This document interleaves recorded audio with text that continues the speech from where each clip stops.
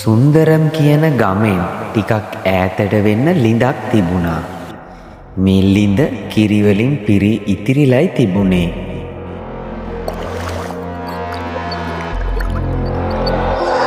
මේ ලිඳට හරක් ගනිපු යක්ෂණියක් හිටියා. හැබැයි කවදාවත් මේ යක්ෂණියට මේ ලිඳේ කිරි නම් බොන්නවත් අල්ලන්නවත් හම්බුනේ නැහැ. මොකද කියනව නම් එයා මේ කිරි අල්ලන්න හැදුවොත් හරි බොන්න හැදුවොත් හරි එයාව ගින්දරෙන් පිච්චුණා. ඒ නිසා මේ යක්ෂණී මිනිස්සුන්ව රවට්ටන්න ලිඳ ළඟින් කිරි බාල්දියක් තියලා ඒ කිරි බොන්න එන මිනිසුන්ව මරාගෙන කෑවා. මේ ගැන දැනගෙන හිටපු අහල පහල ගම්වල කිසිම කෙනෙක් මේ ලිඳ පැත්තටවත් ආවේ නැහැ. ශාන්ති කියලා කියන්නේ වලලු විකුණලා ජීවත් වෙන බොහොම දුප්පත් හරිම අහිංසක කාන්තාවක්. ශාන්ති දවසක් වලලු විකුණන්න වලලුත් අරගෙන මේ ගම පැත්තට ගියා. වලලු ලාබයි ගන්න වලලු කැමති පාට රතු පාට නිල් පාට වලලු ලාබයි වලලු ගන්න එන්න යාළු වලලු. ශාන්ති මෙහෙම කෑක ගහ යනකොට එක කාන්තාවක් වලලු ගන්න ශාන්තිට අඬ ගහනවා. වලලු නම් පාටට ලස්සනට තියෙනවා. හැබැයි ගණන් ඇති නේද? නෝන වලලු ගන්නකෝ මම අඩු කරලා දෙන්නම්. කෝ බලමු. මේ පාට එකත් ලස්සනයි. කමක් නෑ. මට මේ රතු පාට එක දෙන්න.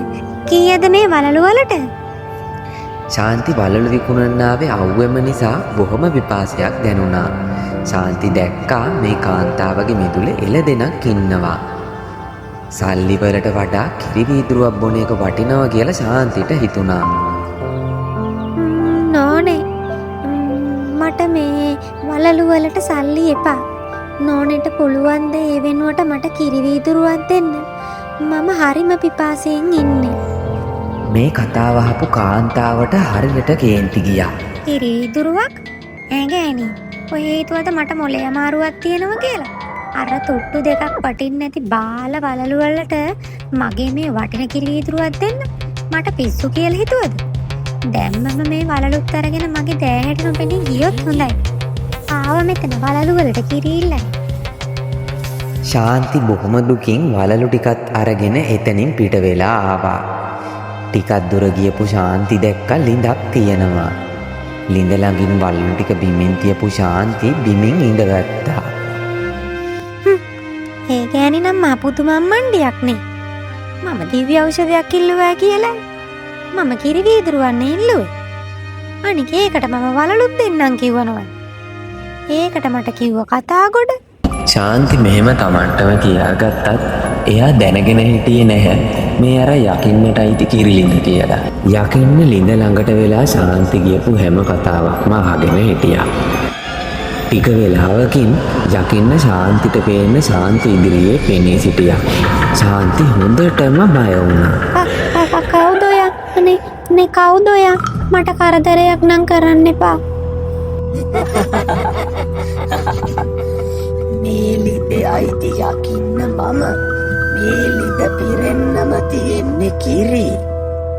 සමුන්ට කිරි වීදුරුවක් නේද ඕන? මම දෙන්නම් කිරි බාල්දියක්ම. ඉතී හැටියට කිරි බොන්න තමයි තියෙන්නේ දැන්. කිරි වීදුරුවකට ඔච්චර ලැජ්ජ වෙන්න ඕනද? එහෙම කියපු යකින්න ශාන්තිට කිරි වීදුරුවක්ම දුන්නා. හරිම තිබහෙන් හිටපු ශාන්ති කිරි වීදුරුවම බිව්වා. කිරි හරිම රසයි කියලා ශාන්තිට තේරුණා. මම ඔයගේ කතාව සේරම අහගෙන හිටියේ. ඔයට ලැජ්ජ කරපු ගෑනිට පාඩමක් උගන්වන්න ඔයට ඕනේ නැතයි. මන් ළඟ ඒකට යස අදහසක් තියෙනවා. ශාන්තිත් ඒ කාන්තාව ගැන කේන්තියෙන් හිටියේ. ඒ නිසා ශාන්ති තීරණය කළා යකින්නත් එක්ක එකතු වෙලා ඒ කාන්තාවට පාඩමක් උගන්වන්න. හොඳයි. මම දැන් මොකද්ද කරන්න ඕනේ? ඔහෙට කරන්න තියෙන්නේ හරිම පහසු වැඩක්. මම ඔහෙට හෙට උදේම කිරි බාල්දියක් දෙනවා. ඔහෙට තියෙන්නේ කිරි බාල්දිය අරගෙන ගිහිල්ලා අර ගෑණිගේ කිරි බාල්දියත් එක්ක මාරු කරන්න. එච්චරයි. ඔන්න ඉතින් යකින්න කිව්ව විදිහටම ශාන්ති පහුවදා උදේ කිරි බාල්දියත් අරගෙන අර කාන්තාවගේ ගෙදරට ගියා. ඒ කාන්තාවත් කිරි බාල්දියක්ම දොවලා දොරකඩ ළඟින් තියලා තිබ්බා.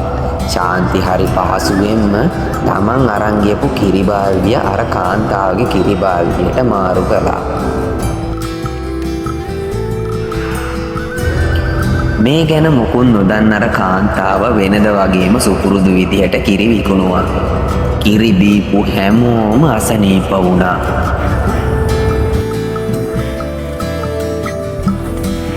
අසනීප වුණා විතරක් නෙමෙයි, ඒ අයගේ ගෙවල් වලින් ඇවිල්ලා මේ කාන්තාවට චෝදනා කරන්නත් පටන් ගත්තා. හපොයි මෙහෙමත් ගෑනු සල්ලි වලට පෙරේතකමේ කුණු වෙච්ච කිරි විකුණනවද?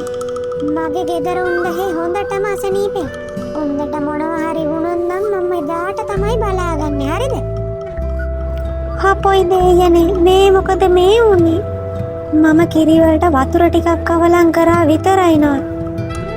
කොහොමද මේ මිනිස්සු ලෙඩ වුනේ? දැන් ඉතින් මගේ කිරි ගන්න එකකුත් නෑ කවුරුවත්. මේ දේවල් ගැන ඈත ඉඳන් බලන් ඉඳපු යක්ෂණී වගේම ශාන්තිත් බොහොම සතුටු වුණා. ඔහේ දැන් මෙතනින් පණ බේරගෙන ගියොත් හොඳයි. මම ඔහෙට යන්න දෙනවා. මොකද ඔහේ මේ ගමේ මිනිස්සු මරාගෙන කන්න මට උදව් කරා. දැන්ම මෙතනින් ගියොත් හොඳයි. යකින්න මෙහෙම කියනකොට තමයි ශාන්තිට තේරුනේ එයා කරපු වැඩේ බරපතලකම. හපොයි දෙයනේ මම මේ මොකද්ද කළේ? ඔහේ දැන් ඔය කියන්නේ ඔහේගේ කිරි බීපු හැම කෙනෙක්ම මැරෙනවා කියලාද යක්ෂණී? ඔය මිනිස්සු කවුරුවත් මැරෙන්නේ නෑ. ඔය මිනිස්සු මට වශී වෙලා ඉන්නේ. මට ඕන වෙලාවට මම කතා කරපු ගමන් එක මිනිස්සයා මං ගාවට ඒවි. මේ ලිඳ ගාවට ආපු ගමන් මම ඒ අයව මරාගෙන කනවා. ඔය මිනිස්සු මේ ලිඳ පැත්තේවත් එන්නේ නැතුවයි හිටියේ. ඔහේ මට බොරු අනුකම්පාවක් පෙන්නලා ගමේ මිනිස්සු මරාගෙන කන්න මාව පාවිච්චි කරා. ඔහේ නම් මාව රැවට්ටුවා. හැබැයි මම ඉන්නකන් නම් ඔය වැඩේ කරන්න ඉඩ තියන්නේ නැහැ. ගෑණි මම යක්ෂණියක්. තමුන් කොහොමද මට අභියෝග කරන්නේ? මිනිස්සු බේරගන්න කලින් තමුන් බේරිලා හිටියොත් හොඳයි. නැත්තම් මුලින්ම මරාගෙන කන්නේ මම තමුන්ව. වහම මෙතනින් පිට වෙලා ගියොත් හොඳයි. යකින්න මෙහෙම කිව්වහම ශාන්තිට තේරුණා Tamanට යකින්නත් එක්ක හැප්පිලා බේරෙන්න බැරි බව.